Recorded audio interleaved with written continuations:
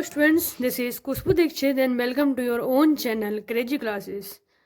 And students, today we are going to study chapter 2nd of English grammar and chapter is your part of speech.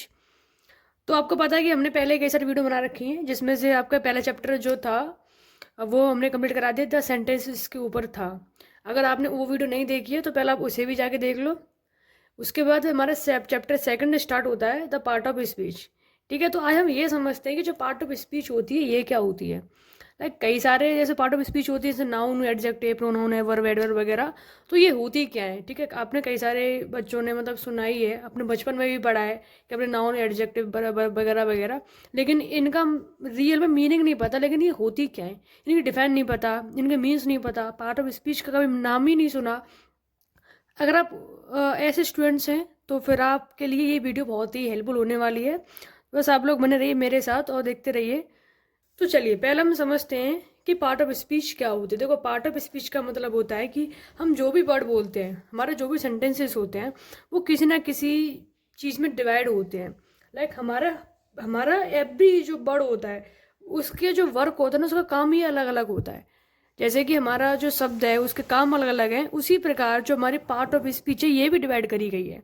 Speech मतलब कि बोलना। ठीक है, तो यानी कि हमारे बोलने के प्रकार भी डिवाइड करे गए हैं कि हम बोलते कितने प्रकार से हैं। ठीक है ना। तो जैसे कौन से पार्ट हो गए, जैसे नाउन होता है। नाउन क्या होता है उसको समझते हैं। Noun, adjective, pronoun, verb, adverb, preposition, conjunction, interjection. ठीक है, ये होती है आपकी पार्ट ऑफ स्पीच, यानी कि हम इतने प्रकार से बोल सकते हैं और हमारे इन सब के बोलने का काम अलग अलग होता है। देखो उसको समझते हैं, बस आप लोग बने रहिए। तो पहले तो समझते हैं इनके हिंदी, क्योंकि हिंदी से क्या है कि आपको थोड़ी सी हिंट मिल जाती है समझने के लिए। तो नाउन का जो हिंदी मतलब होता है, नाउन से क्या बोलते हैं हम? संज्ञा। ठीक है, आपने जब अगर हिंदी ग्रामर पढ़ी होगी तो उसमें भी सुना होगा संज्ञा। संज्ञा सर्वनाम पढ़े होंगे ना, तो वही है। ये होते हैं, उसके बारे में पढ़ेंगे, just don't worry and staying with me. Okay, so just start. तो नाउन का मतलब होता है संख्या। एडजेक्टिव का जो मीनिंग होता है इसको हम कहते हैं विशेषण। ठीक है, क्या बोलते हैं? विशेषण।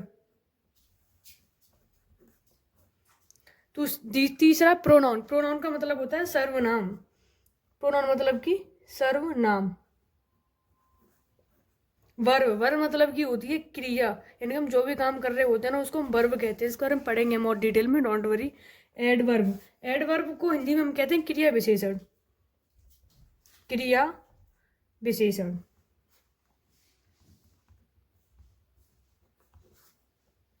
प्रपोजिशन, प्रपोजिशन का मतलब होता है संबंधबोधक अव्यय। संबंधबोधक अव्यय। आगे कंजक्शन यानी कि समुच्चय बोधक। इंटरजेक्शन को बोलते हैं विस्मयदी बोधक। विस्मयदी बोधक अव्यय। चलो, तो ये तो थी हमारी, इनकी मैंने हिंदी और इंग्लिश दोनों लिख दी हैं जैसे कि आपको थोड़ा इजी टू अंडरस्टैंड हो। तो अब हम पढ़ते हैं एक पार्ट की तरफ जिसको हम कहते हैं नाउन। तो व्हाट इज़ नाउन? देखो, first of all we know that कि जब भी हम किसी का नाम लेते हैं, चाहे वो किसी इंसान का हम नाम ले रहे हैं, चाहे हम किसी वस्तु का नाम ले रहे हैं, जैसे हम चेयर बोलते हैं, टेबल बोलते हैं, पेन बोलते हैं, या फिर हम किसी प्लेस का नाम ले रहे हैं जैसे कि हम आगरा, ठीक है, और मुंबई, हाथरस। अगर हम कुछ भी ऐसे वर्ड बोलते हैं जिसमें हम किसी जगह का भी नाम ले रहे होते हैं, सिर्फ नाम ही लेना आपका कहलाता है नाउन। Just simple. ठीक है, नाम लेना ही क्या कहलाता है? नाउन। इसकी डेफिनेशन क्या कहती है, उस डेफिनेशन को पढ़ो आप। नाउन की डेफिनेशन नाउन की डेफिनेशन कहती है कि a noun is a word. Noun एक ऐसा वर्ड होता है। Noun is a word used as the name used as the name of person, place or a thing। ठीक है, person, place और a thing। ठीक है, यानी कि जो मैंने आपसे बोला था सिंपल वही मैंने यहाँ पे लिख दिया है। मैंने कुछ भी अलग से नहीं लिखा, सिर्फ जो आपसे बोला ना सिर्फ वही लिख दिया है। मैंने क्या बोला था कि हम किसी का नाम लेते हैं। आप चाहे अपने दोस्त का नाम ले रहे हैं, आप किसी का जैसे राम, श्याम, कुछ भी नाम ले रहे हैं ना, वो नाउन कहलाएगा। कुछ जगह का नाम ले दिया, हाथरस, आगरा वगैरह वगैरह, तो ये भी क्या हो गए? ये प्लेस, यानी ये भी एक नाउन हो गया। टेबल, चेयर, पेन, ये भी क्या हो गया? नाउन हो गया। गर्ल, बॉय, ये भी नाउन है। ठीक है, तो सिर्फ नाम ले रहे हैं, आपका क्या कहलाएगा? नाउन। ठीक है, अब जैसे मैंने एग्जाम्पल, आप जैसे किसी का नाम ले लो, आप ले लो अंशु। ठीक है, किसी का नाम ले लिया अंशु, और जैसे मैंने ले लिया आगरा, ठीक है, प्लेस का नाम ले लिया, जैसे मैंने ले दी चेयर, ठीक है, एटसेट्रा। ये सब क्या है कि नाउन हो गए, जैसे सिंपल, बहुत ही सिंपल है। अब आगे भी नाउन में क्या है कि नाउन के भी कुछ डिवाइड होते हैं, कुछ और इसके भी पार्ट होते हैं, ठीक है। वो पार्ट कौन से होते हैं, इसको भी बहुत इजी टू लैंग्वेज में इसको समझते हैं कि काइंड्स ऑफ नाउन, के नाउन के कितने प्रकार होते हैं, ठीक है। चलिए ये मैंने लिख दिए काइंड्स ऑफ नाउन, कि नाउन के जो प्रकार होते हैं ना वो भी 5 प्रकार के होते हैं, ठीक है। कितने प्रकार के, 5 प्रकार के होते हैं। कौन से होते हैं, proper noun, common noun, collective noun, material noun और एब्स्ट्रैक्ट नाउन। ये भी बहुत सिंपल होते हैं और आप बहुत अच्छी तरह से इसको समझ जाओगे, बस बने रहिए आप मेरे साथ में। देखो प्रॉपर नाउन क्या होता है, व्यक्तिवाचक संख्या है, व्यक्तिवाचक होता है प्रॉपर नाउन। मतलब कि जैसे कि आपने नाउन की डेफिनेशन पढ़ी थी ना, कि किसी व्यक्ति, वस्तु या किसी स्थान का नाम हो उसी को हम नाउन बोलते हैं। वो सेम डेफिनेशन आपके प्रॉपर नाउन की है, कि बस किसी का नाम हो। व्यक्तिवाचक मतलब क्या, कि वही कि किसी बस इंसान का नाम हो, किसी जगह का नाम हो, किसी वस्तु का नाम हो, वही होगी आपकी प्रॉपर नाउन। बस ये था इसके अंदर। जैसे वही राम, श्याम, मोहन, सोहन, या फिर आप कोई जैसे मुंबई, आगरा, दिल्ली कर दिया। किसी वस्तु का नाम कर दो, जैसे कि आप जैसे ताजमहल कर दो, रामायण, गीता वगैरह भी, यानी कि जो भी आपके जो बुक्स होती है ना, जो पवित्र बुक होती हैं, उनका भी जो नाम वगैरह होता है ना, वो भी इसके अंदर आ जाता है, जिसमें हम कह सकते हैं वस्तु का नाम, ठीक है। और संडे मंडे वगैरह यानी कि महीनों के नाम, और जो भी आपके दिनों के नाम होते हैं, वो सारे के सारे भी इसके प्रॉपर नाउन के अंदर ही आ जाते हैं। क्योंकि इसके अंदर एक एक्सरसाइज आती है जिसमें आप में पूछा जाता है कि बताओ कि अगर ये अंशु लिख रहा है तो ये कौन सा नाउन है, प्रॉपर नाउन है, कलेक्टिव है, एब्स्ट्रैक्ट है, कौन सा नाउन है। तो हम सिंपली कह सकते हैं कि भाई ये नाम दिखा रहा है तो यानी कि ये प्रॉपर नाउन है। अगर रामायण पूछ गया बताओ रामायण जो शब्द है वो क्या, कौन सा नाउन है, तो हम कह सकते हैं कि ये भी एक प्रॉपर नाउन है, ठीक है। यानी कि इसमें एक नाम बताया जा रहा है। अगला पढ़ते हैं, हमारा है कॉमन नाउन, यानी कि जातिवाचक संख्या, जातिवाचक। इससे आप क्या समझते हैं, देखो कॉमन नाउन का मतलब होता है कि जब भी हम किसी इंसान की जब हम जाति बता रहे होते हैं, जाति मतलब ये नहीं कि हिंदू है, मुस्लिम है, वो वाली जाति नहीं। जाति का मतलब क्या है, कि जैसे मान के चलो कि मैंने आपसे कहा कि राम इज़ अ स्टूडेंट, ठीक है, और राम इज स्टूडेंट मैंने बोला, उसमें जो स्टूडेंट है यानी कि राम की जाति क्या हो गई, एक स्टूडेंट है, वो एक स्टूडेंट है, ये उसका हो गया कॉमन नाउन, ठीक है। वैसे ही मैंने अगर एक और एग्जाम्पल बोलूँ, जैसे मैंने बोला कि Samudragupta was the Napoleon of India, ठीक है, जो समुद्रगुप्त था वो इंडिया का नेपोलियन था। तो इसमें जो कॉमन नाउन है वो क्या हो गया, इसमें कॉमन नाउन हो गया नेपोलियन, यानी कि समुद्रगुप्त कौन था, नेपोलियन था, किसका, इंडिया का, ठीक है। तो ये उसकी जाति हो गई, समझ में आ गई आपकी बात।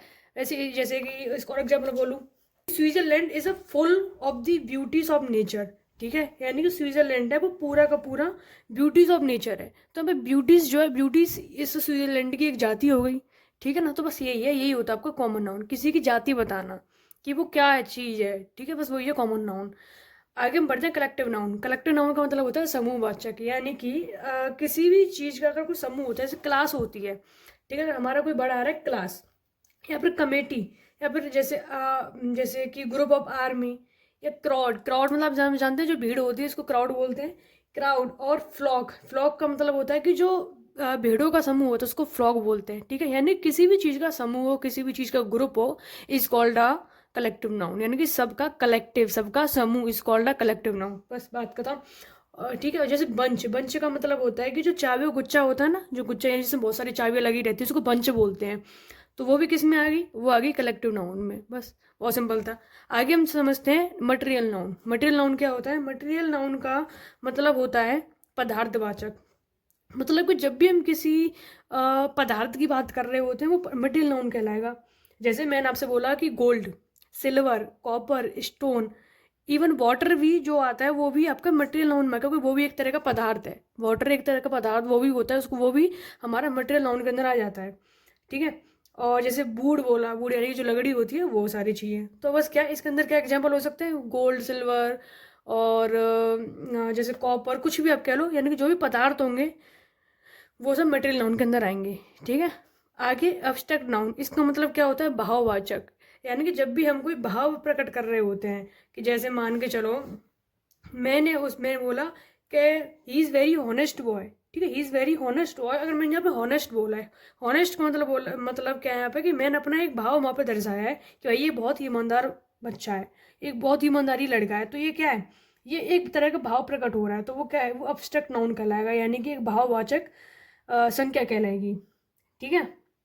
यानी कि इसकी डेफिनेशन कहती है कि जिस नाउन से किसी गुण, दशा या फिर किसी कार्य का बोध हो, उसी को हम कहते हैं अब्स्ट्रैक्ट नाउन। ठीक है, जैसे कि हम किसी क्वालिटी बता रहे हैं कि भाई वो बहुत भला इंसान है, बहुत ही ईमानदार इंसान है, ठीक है, बहुत ही चालाक इंसान है, बहुत बुद्धिमान है, बहुत सुंदर है, बहुत बहादुर है, लाइक इस तरह के अगर हम किसी की क्वालिटी, किसी का गुण बता रहे होते हैं, वही हमारी किस में आ जाती है, अब्स्ट्रैक्ट नाउन में। या फिर हम किसी की दशा बता रहे होते हैं कि जैसे वो बहुत गरीब है, वो बहुत अमीर है, वो बहुत बीमार है, ठीक है, उसकी मृत्यु हो गई, तो ऐसे वर्ड भी किस में आ जाते हैं, अब्स्ट्रैक्ट नाउन, यानी कि जिसमें हम किसी की दशा बता रहे होते हैं। तीसरा भी इसमें एक पॉइंट आता है कार्य, यानी कि एक्शन। यानी कि मान के चलो वो हंस रहा है, वो एक क्या काम कर रहा है, वो हंसने का काम कर रहा है, तो उसमें हम जो भी एक्शन होता है ना, हंसना, उड़ान, जैसे उड़ना, ये सब क्या होते हैं, ये सब एक एक्शन होते हैं, तो वो भी हमारे किस में आ जाते हैं, अब्स्ट्रैक्ट नाउन में, यानी कि भाववाचक संज्ञा में। ठीक है, तो ये 5 प्रकार के नाउन थे, बहुत ही इजी थे, आई होप आप लोगों को समझ में आ गए होंगे। फिर एक बार फिर से इसको रिवाइज कर लो। एक होता है proper noun, common noun, collective noun, material noun, abstract noun. इनकी हिंदी में लिख दी है, आपको समझा भी दिए हैं। अगर आपको फिर भी और अगर इसकी और डिटेल में चाहिए तो आप मुझे कमेंट सेक्शन में बताना, हम और इसके और डिटेल में लेके आएंगे। बाकी का ये मेरे हिसाब से बहुत ही इनफ था, क्योंकि मैंने आपको इसी के अंदर पूरा कुछ बता दिया कि है क्या। ठीक है, बहुत ही बिल्कुल बच्चों वाली चीज़ है सारी चीज़ें तो। ठीक है, आगे जो हम पढ़ने वाले ये तो हो गया पूरा नाउन का चैप्टर कंप्लीट, कि नाउन क्या होते हैं और नाउन के प्रकार कितने होते हैं, इसके अंदर सिर्फ यही था। बाकी हम जो पढ़ने वाले हैं वो एडजेक्टिव, प्रोनाउन, वर्ब, एडवर्ब, ये देखो बहुत लंबा जाएगा, इसको मैं एक वीडियो के अंदर कवर नहीं करेंगे। इसको हम शायद हो सका ये 2 या 3 वीडियो के अंदर ही कवर हो पाएगा, क्योंकि इसके जो पार्ट ऑफ स्पीच है वो कई सारी होती हैं। ठीक है, तो क्योंकि एक नाउन समझाने में ही आपके 12-13 मिनट हो चुकी हैं, तो इसलिए अगर सबके समझाएंगे तो बहुत टाइम निकल जाएगा। तो मेरे हिसाब से इस वीडियो के अंदर हम 2 या 3 नाउन, 3 पार्ट ऑफ स्पीच पढ़ेंगे, अगले में 2 या 3। ठीक है, ऐसी 2 या 3 वीडियो में ये कवर हो पाएगा पूरा चैप्टर। तो आगे बढ़ते हैं हम अपने एडजेक्टिव नाउन की तरफ। तो नेक्स्ट है हमारा एडजेक्टिव, यानी कि विशेषण। अब देखो ये क्या होता है, इसका मतलब होता है कि ये एक ऐसा विशेषण होता है या एक ऐसा शब्द होता है जो नाउन और प्रोनाउन दोनों की विशेषता को प्रकट करता है।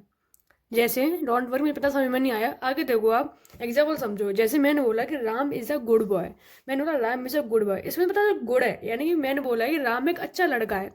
अब मैंने यहाँ पे ना राम की एक विशेषता प्रकट करी है कि भाई वो एक अच्छा लड़का है, एक अच्छा है ना, तो एक अच्छा क्या हो गई, एडजेक्टिव हो गया, ये उसकी विशेषता हो गई। विशेषण यानी कि विशेषता, किसी भी चीज़ की विशेषता बताना, it's called a adjective.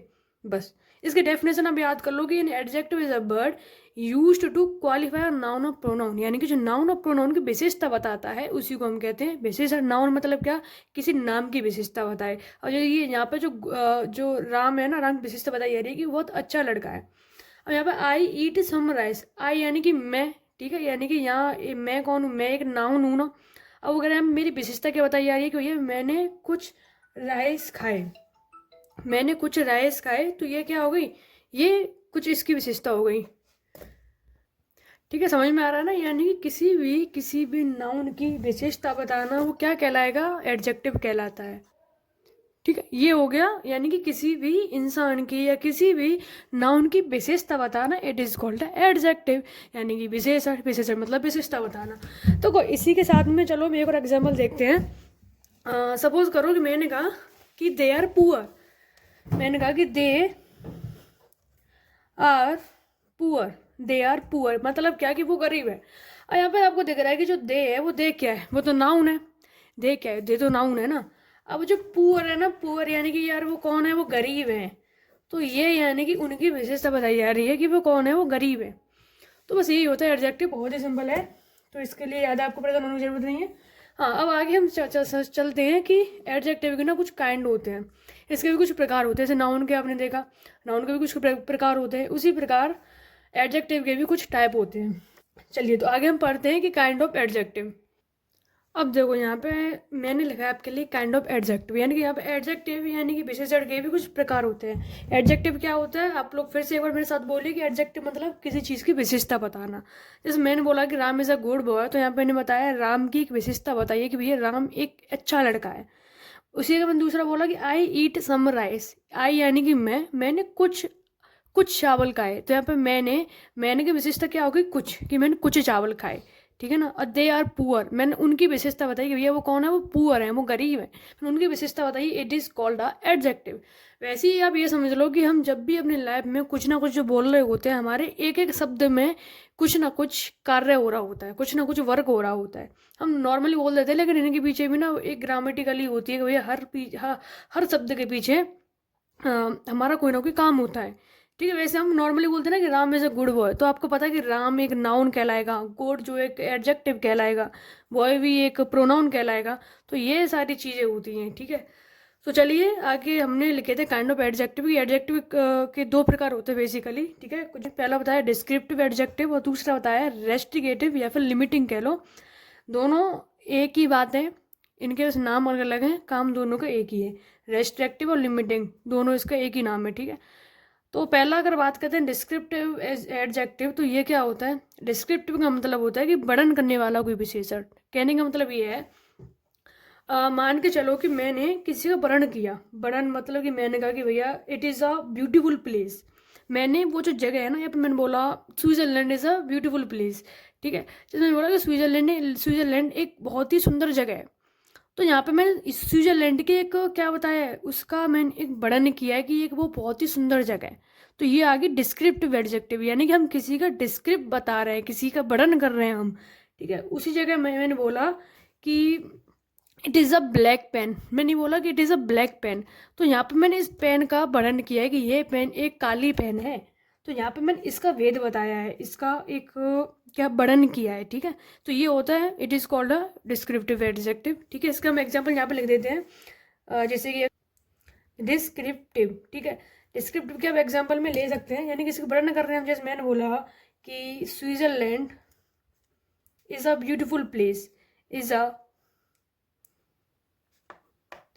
Beautiful place. ठीक है, मैंने ऐसे बोला, तो मैंने यहाँ पे स्विट्ज़रलैंड का क्या किया, मैंने स्विट्ज़रलैंड का यहाँ पे एक वर्णन किया है। तो ये इसका यानी कि मैंने इसका डिस्क्रिप्ट बताया है।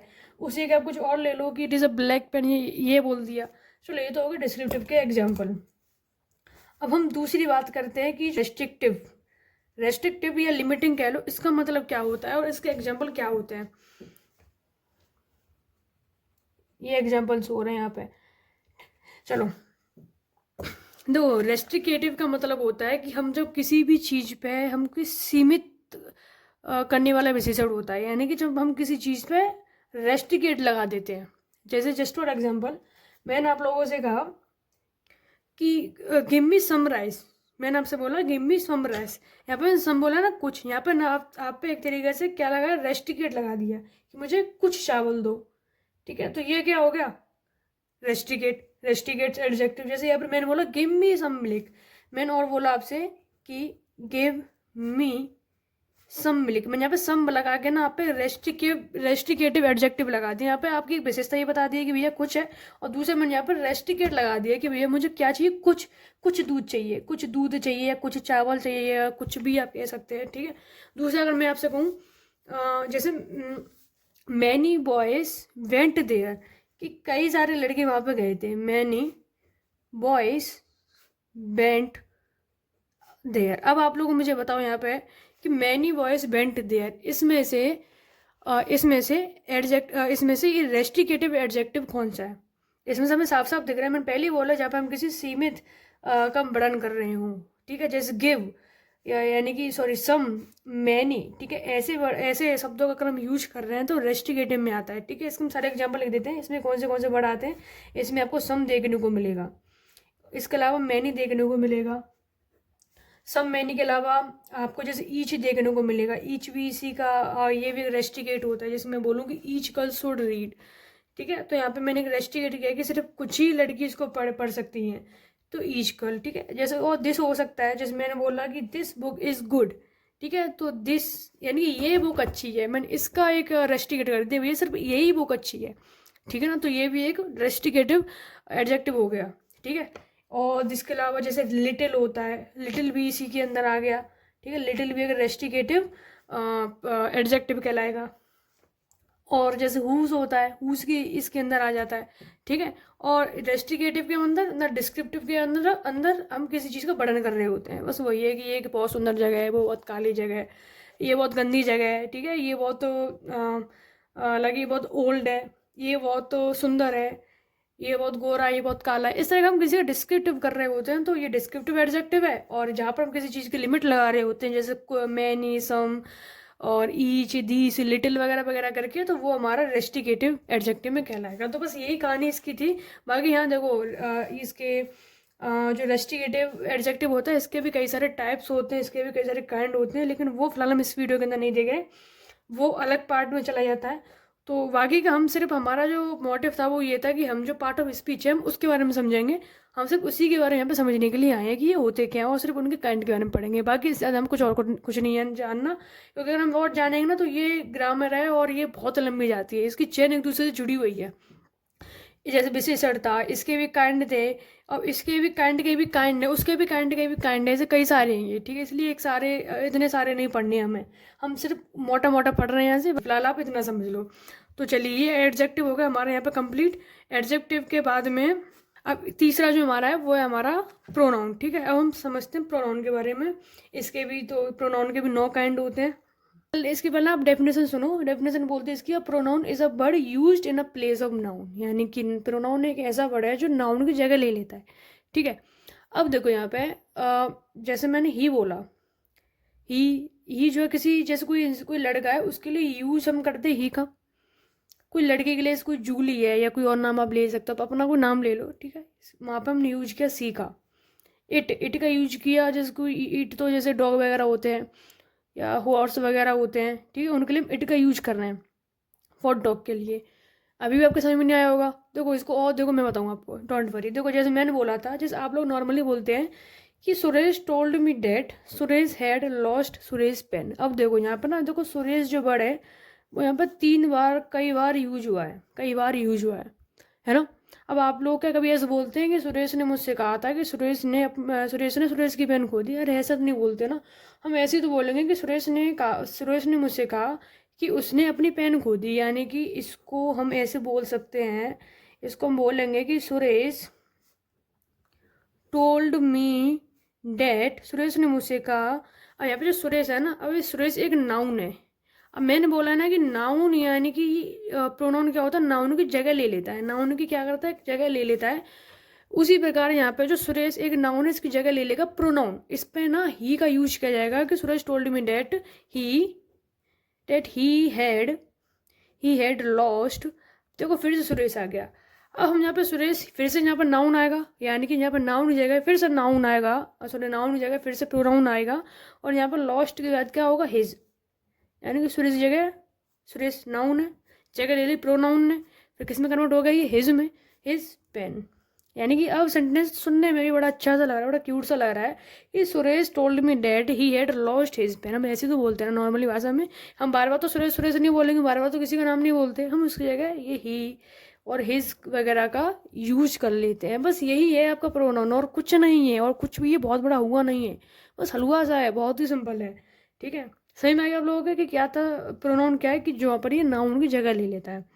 यहाँ पे हम कई बार, जो हम सुरेश सुरेश कई बार यूज किया है, वहाँ पे हम सुरेश सुरेश का बार बार यूज ना करके हम प्रोनाउन का यूज कर दें, ठीक है। और हम इसी जगह ना ही लगा दें और यहाँ पे हिज लगा दें कि उसने अपनी पेन को खो दिया, ठीक है। तो बस बात खत्म। आगे चलिए हम चलते हैं इसके काइंड की तरफ, कि इसके भी कुछ काइंड होते हैं, इसके भी कुछ प्रकार होते हैं, यानी कि इसके भी कुछ बच्चे वगैरह होते हैं। तो प्रोनाउन के 9 बच्चे होते हैं टोटल। कितने होते हैं? 9 होते हैं। और जो आपने पहले देखा था एडजेक्टिव, उसके 2 बच्चे थे, जो कि आपने देखा कौन से बच्चे थे इसके। एक तो आई एम सॉरी, पहला कौन सा था आपका? डिस्क्रिप्टिव था, और दूसरा कौन सा था इसका? रेस्टिकेटिव, यानी कि लिमिटिव। रेस्टिकेटिव कह लो या लिमिटिव कह लो, दोनों एक ही बात है।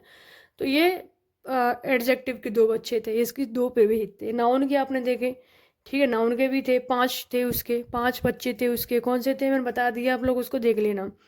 चलिए अब प्रोनाउन की बात करते हैं। भैया इसके तो 9 बच्चे, हमको 9 के बारे में पढ़ना पड़ेगा, लेकिन डोंट वरी, ज़्यादा हम लेंथी नहीं जाएंगे। जो इसका जो बेसिक और जो इम्पोर्टेंट चीज़ें हैं हम सिर्फ वही डिस्कस करने हैं, बाकी हमें फालतू अटम शटम कुछ बात नहीं करेंगे। अब हम चलते हैं अपनी काइंड ऑफ प्रोनाउन की तरफ, ठीक है। तो देखो इसके 9 बच्चे होते हैं टोटली, अब ये समझ लो।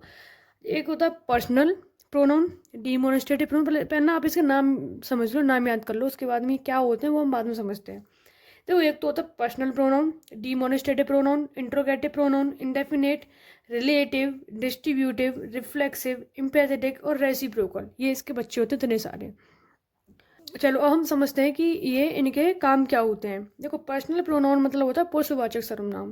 देखो आप चिंता मत करो, बस समझते चलो। देखो पर्सनल का मतलब होता है पुरुषवाचक, कहने का मतलब क्या कि ये एक ऐसा प्रोनाउन होता है कि जहाँ पर हम किसी नाउन का जगह ले लें।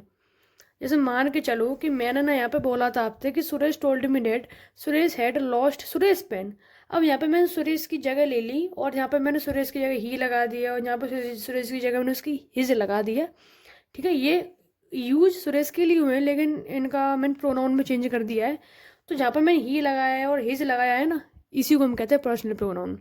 सही में आ गई। देखो इसके भी जैसे मैंने बोला ही इज़ रनिंग, मैंने बोला he is running, we are bathing, it is a book. तो यहाँ पे इट वगैरह, we, he, is, you, I, they, ऐसे वर्ड जो है ना एक प्रोनाउन की जगह ले रहे हैं, सॉरी नाउन की जगह ले रहे हैं, प्रोनाउन बन रहे हैं और इनको हम कहते हैं पर्सनल प्रोनाउन। That's it. अब देखो एक चीज़ में आती है कि फर्स्ट पर्सन, सेकंड पर्सन और थर्ड पर्सन, ये ना बहुत इंपॉर्टेंट होती है। और ये मैं ये कहूँ ना, बल्कि ये जो अगर आप यूपीएससी तक की भी तैयारी करोगे तो वहाँ पे भी आपसे पूछा जाता है कि बताओ कि बी, बी जो है वो कौन सा वर्ड है, वो फर्स्ट पर्सन है, सेकंड पर्सन है, थर्ड पर्सन है। इसके अलावा आपसे पूछ भी सकता है कि बताओ आई जो है कौन सा पर्सन है, दे कौन सा पर्सन है। इसलिए देखो उसको भी मैं हम यहाँ पे थोड़ा नोट करके लिख देंगे अलग से कि फर्स्ट पर्सन कौन से होते हैं, सेकंड पर्सन कौन से, थर्ड पर्सन कौन से। चलिए ना, अब ना जान हम ना यहाँ पे लिख देते हैं नोट करके थोड़ा सा कि फर्स्ट सेकंड पर्सन कौन से होते हैं, जो कि पर्सनल प्रोनाउन का एक पार्ट है ये भी। ठीक है, चलो इसको हम लिख देते हैं। देखो पहले हम समझते हैं कि फर्स्ट पर्सन कौन होता है। ठीक है, फर्स्ट पर्सन हम किसको कहते हैं। तो फर्स्ट पर्सन का मतलब होता है कि जो बोलने वाला होता है। ठीक है, या अब ये कह लो जो शब्द बोलने वाले के लिए प्रयोग हो। ठीक है, जो शब्द बोलने वाले के लिए प्रयोग हो हम उसको फर्स्ट पर्सन कहते हैं। जैसे कि मैंने बोला आई। ठीक है, जैसे आई बोलेगा, ठीक है, माई, माइन, माई और माइन ये एक ही बात है। ठीक है, और जैसे मी, ठीक है, इसके अलावा बी, आवर और आई हो गया। ठीक है, इतने ये जो वर्ड होते हैं आई, बी लिख दिया मैंने यहाँ, आई, बी, आवर, मी, माइन, ये फर्स्ट पर्सन में आते हैं। ठीक है, कितना इतना क्लियर हो गया। आगे हम चलते हैं सेकंड पर्सन की तरफ कि सेकंड पर्सन किसको कहते हैं, इसमें कौन सी कैटेगरी आती है। ठीक, चलिए सेकंड पर्सन की तरफ चलते हैं हम। देखो सेकंड पर्सन में जैसे कि आपके वो लोग आते हैं जिससे जिससे बात कही जाती है। ठीक है, जिससे बात कही जाती है, जो कम बात किससे कहते हैं हम, देखो यू यानी कि आपसे, तुमसे, योर तुम्हारी, यानी जिससे बात कही जाती है ना वो सेकंड पर्सन में आते हैं। ठीक है, तो ये अब हमारा नेक्स्ट है भैया थर्ड पर्सन कि थर्ड पर्सन में यानी थर्ड पर्सन की कैटेगरी में कैसे लोग आते हैं, इसमें कौन आता है। अब बच्चे कुछ जो भीड़ चाल है वो सारी थर्ड पर्सन में आके, जैसे कि हम कह सकते हैं कि वह व्यक्ति या फिर वह वस्तु जिसके बारे में कुछ कहा जाता है, जिसके बारे में कुछ कहा जाता है। तो हम किसके बारे में कहते हैं, ही के बारे में कहेंगे, सी के बारे में कहेंगे, इट के बारे में कहेंगे, दे के बारे में, देयर के बारे में, ही हिज के बारे में, हिम के बारे में, हिज, हिम। ठीक है, और इट वगैरह होगा। ठीक है, ये इट्स ये सारे आपके थर्ड कैटेगरी में आ गए। तो फर्स्ट सेकंड पर्सन ये हो गए। ठीक है, तो ये भी बहुत ही एक इम्पोर्टेंट पॉइंट था और ये बहुत ही जरूरी है, हर इंसान को पता होना चाहिए कि पहले दूसरे तीसरे पर्सन में कौन कौन आते हैं। चलो ये तो हो गया हमारा पर्सनल प्रोनाउन, यानी कि जब पर्सन की बात कर रहे होते हैं। कहने का मतलब क्या कि यहाँ पे जिसमें सुरेश हर बार यूज नहीं किया, इसकी जगह मैंने प्रोनाउन लगा दिया ही और इसका मैंने यूज कर दिया, वही हो गया मेरा पर्सनल प्रोनाउन। ठीक है, आगे डिमॉन्स्ट्रेटिव प्रोनाउन यानी कि संकेतवाचक। इसका मतलब क्या होता है कि जब हम किसी को संकेत दे रहे होते हैं ना, जब हम किसी को संकेत दे रहे होते हैं, जैसे मान के चलो मैं संकेत किया कि दिस इज माई बुक। अब जो दिस है यानी कि मैंने बोला ये मेरी बुक है, तो ये मैंने यहाँ पर संकेत दिया, तो ये होगी डिमॉन्स्ट्रेटिव प्रोनाउन। ठीक है, संकेतवाचक जिसमें आपके दिस, दीज वगैरह आते हैं वो डिमॉन्स्ट्रेटिव प्रोनाउन होते हैं।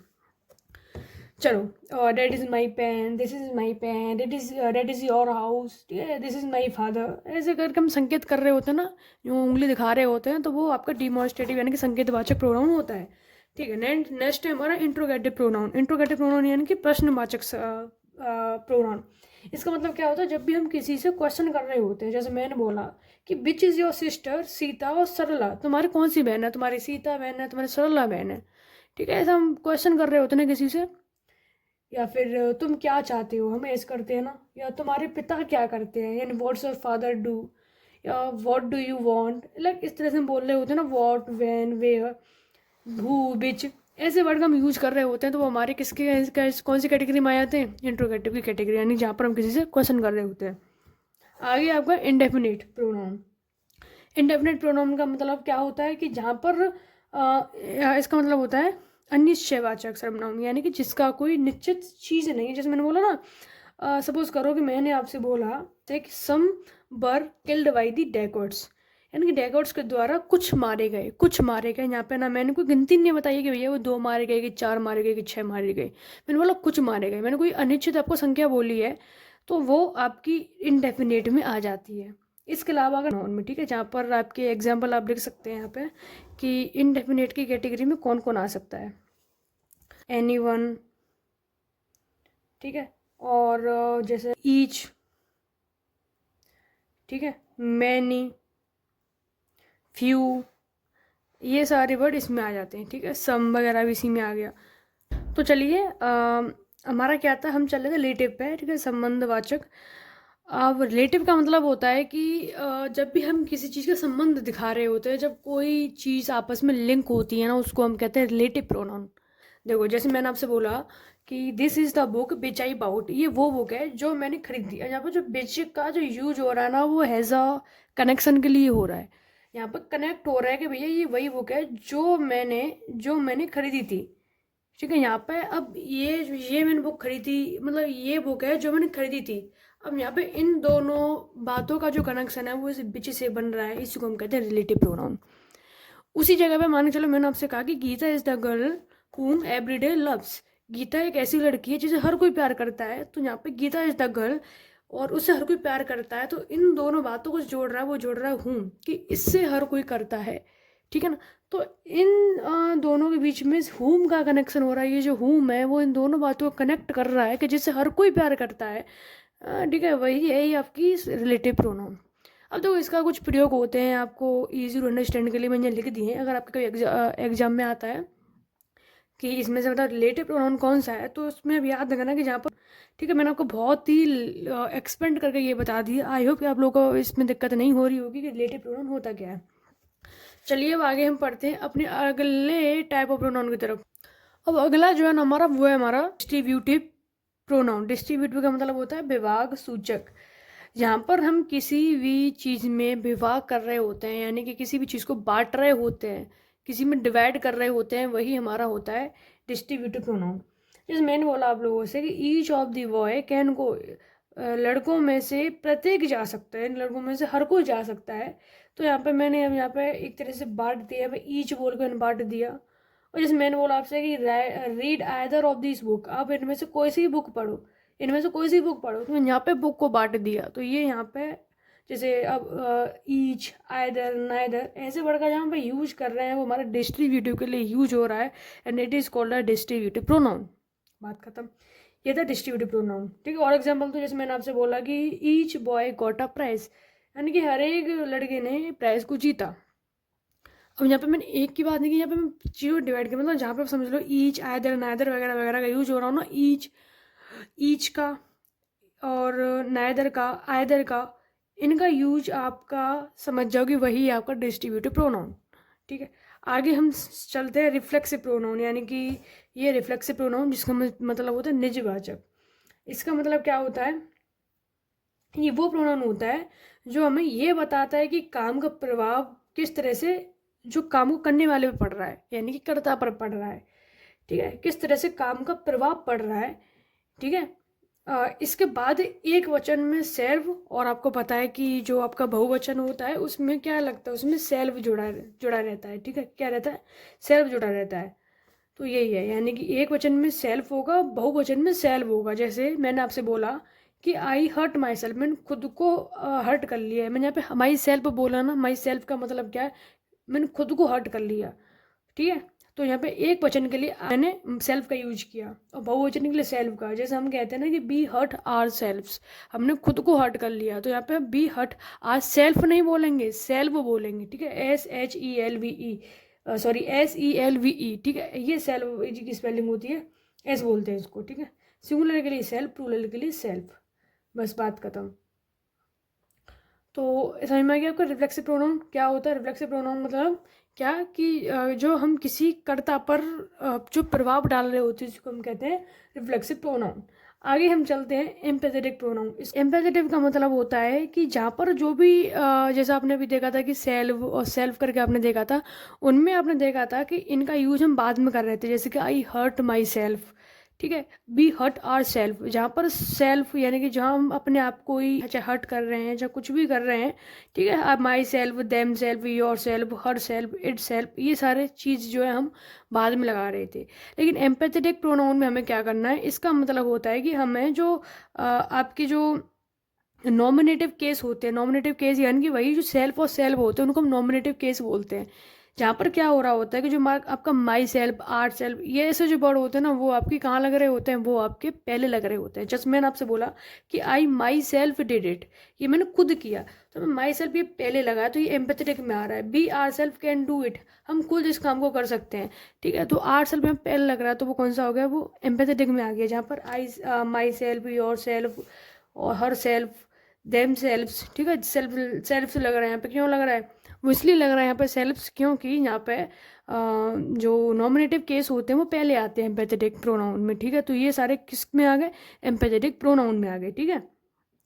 और देखो यहाँ पर ना आपका जो जैसे आई, यू, ही, दे वगैरह वगैरह होते हैं, इन पे ना ये लोग बल देते हैं, इन पे ना फोर्स देते हैं। जैसे मैंने बोला कि आई माई सेल्फ डिड इट, मैंने खुद किया, मैंने खुद किया, तो यहाँ पे देखो आई पे एक प्रभाव पड़ रहा है कि ये किसने किया, मैंने किया, तो माई सेल्फ। यू पे एक प्रभाव पड़ रहा है योर सेल्फ का, ही पे प्रभाव पड़ रहा है, बी पे पड़ रहा है, सी पे, दे पे, इन पे प्रभाव पड़ रहे होते हैं। उनके बाद ही इसका हम यूज करते हैं, माई सेल्फ, योर सेल्फ, इनका हम यूज करते हैं, ठीक है। आगे जो हमारा नेक्स्ट है वो है रेसिप्रोकल प्रोनाउन, और ये आपका इस चैप्टर का लास्ट वन है, तो इसको और आप समझ लो। रेसिप्रोकल का मतलब क्या होता है कि जब दो प्रोनाउन साथ साथ आते हैं, जब दो प्रोनाउन होंगे ना, दो प्रोनाउन मतलब क्या, कि जैसे कि मान चलो मैंने बोल दिया एक तरफ मोहन एक तरफ सोहन, ठीक है, ईच अदर या वन अदर मैंने ऐसे बोल दिया, वो आपके रेसिप्रोकल प्रोनाउन होते हैं, ठीक है।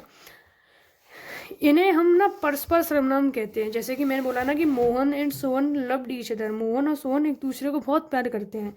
यहाँ पे दो नाउन आ रहे हैं, ठीक है।